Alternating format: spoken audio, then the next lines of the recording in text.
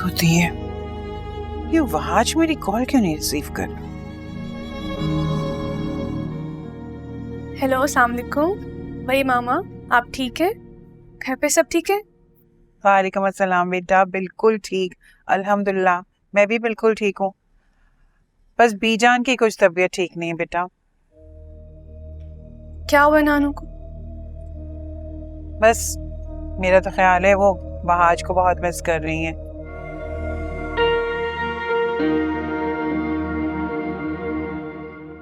और फिर अब तुम्हारे बड़े बाबा भी तो अकेले हो गए ना, उनका अकेलापन भी बीजान को खल रहा है।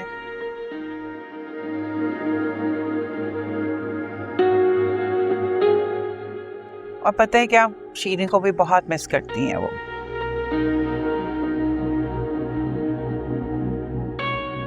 यही सोचती रहती हैं, ये पता नहीं सब कुछ कैसे ठीक हो पाएगा।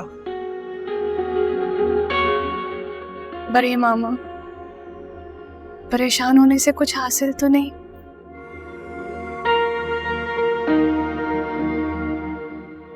एक झटके में सब कुछ बिखरा जरूर है,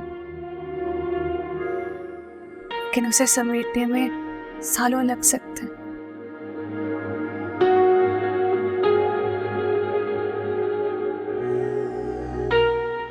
आपके समझाने पे मैंने हाथ से बात की तो थी, लेकिन वो कुछ सुनने समझने को तैयार ही नहीं है। उसके गुस्से से तो मुझे परेशानी होती है।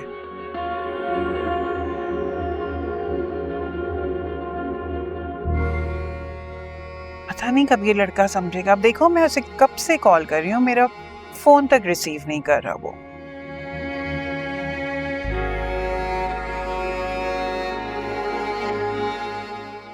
पता है वो बीजान ने तुम्हारे बड़े बाबा से बात की थी कि वहाज को और तुम्हें घर वापस लेकर आए।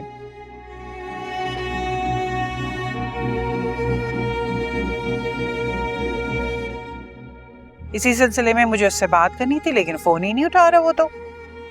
बड़ी मामा, वहां जरूर बिजी होगा। आज सुबह से मेरी भी उससे कोई बात नहीं हुई। बस वो एक कैंडिडेट की वजह से बहुत परेशान है। आप दुआ करें कि सब कुछ ठीक हो जाए, फाइनल हो जाए। ये बिजनेस की टेंशन खत्म होगी तो शायद वो कुछ सुनने समझने लगेंगे। और आप तो जानते ना हाज को, काम के आगे उन्हें कुछ नजर ही नहीं आता। ठीक कह रही हो बेटा तुम। चलो ठीक है बेटा, मैं तुमसे फिर बाद में बात करती हूँ। रास्ते में थी, कहीं जा रही थी, बाद में तुम्हें कॉल करूंगी। वहां जाए तो उससे बोलना कि मुझे कॉल जरूर कर ले, ठीक है बेटा? श्योर।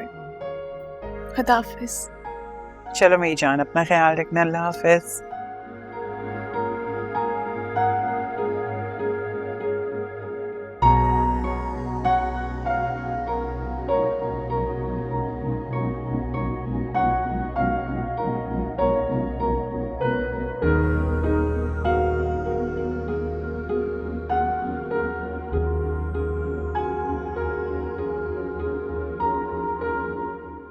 चलो इसी बहाने तुमसे मुलाकात भी हो गई।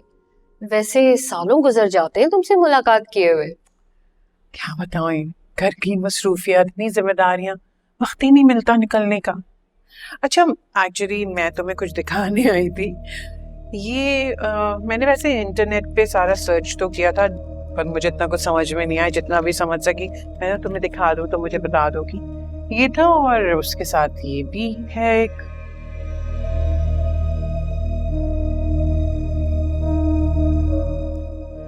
ये तो दवाइयाँ एंगर इशू होता है ना जिन पेशेंट्स को, या कोई असाबी प्रॉब्लम, उनको दी जाती हैं। तुम्हारे घर में किसको, कौन ले रहा है ये? नहीं, मेरे घर में तो कोई नहीं ले रहा ये मेडिसिन। अब वो दरअसल मेरी एक फ्रेंड है और उसकी बेटी की अलमारी से उससे ये मेडिसिन मिले तो वो काफी परेशान हो रही थी। ओहो, अगर उसकी बेटी सेल्फ मेडिकेशन कर रही है तो ये तो बहुत परेशान कुन बात है। देखो, जब मेरे पास ऐसा कोई पेशेंट आता है तो उसके डोजेस से पहले उसका सारा चेकअप करते हैं और डिसाइड करते हैं कि इसको कितनी दवाई किस मिकदार में देनी चाहिए। तुम्हें पता है इसके तो बहुत साइड इफेक्ट्स होते हैं। Really?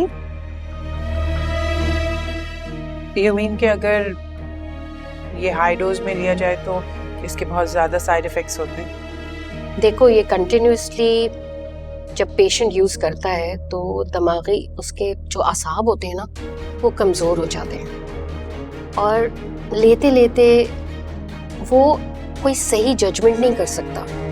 ये लोग अपनी मर्जी की ज़िंदगी नहीं जी सकते, किसी और के कहने पे ज़िंदगी जी रहे होते हैं। इसलिए कि ये आसाब कमज़ोर होने की वजह से ये सही और गलत में फैसला नहीं कर सकते। इन पेशेंट को डील करना बहुत मुश्किल होता है, लेकिन जब किसी को डील करना आ जाए ना तो वो ही करते हैं जो वो उन्हें कहते हैं।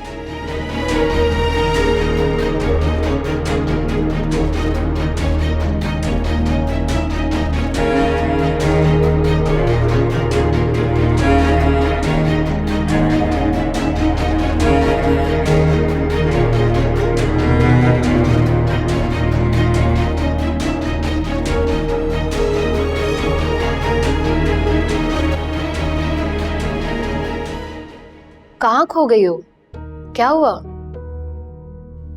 हाँ बस सब खैरियत, ऐसी मैं सोच रही थी उस बच्ची के बारे में। ठीक है, मैं चाय आ रही होगी, चाय पी के जाना। इतने दिनों बाद आई हो, ये लो अपनी दवाइयाँ। इंशाल्लाह फिर आऊंगी, फिर आराम से बैठ के चाय पियेंगे, ठीक है ना? खूब सारी गप्पे भी लगाएंगे। अभी थोड़ी आना जरूर, ठीक है? जरूर जरूर। ओके, थैंक यू, बहुत शुक्रिया।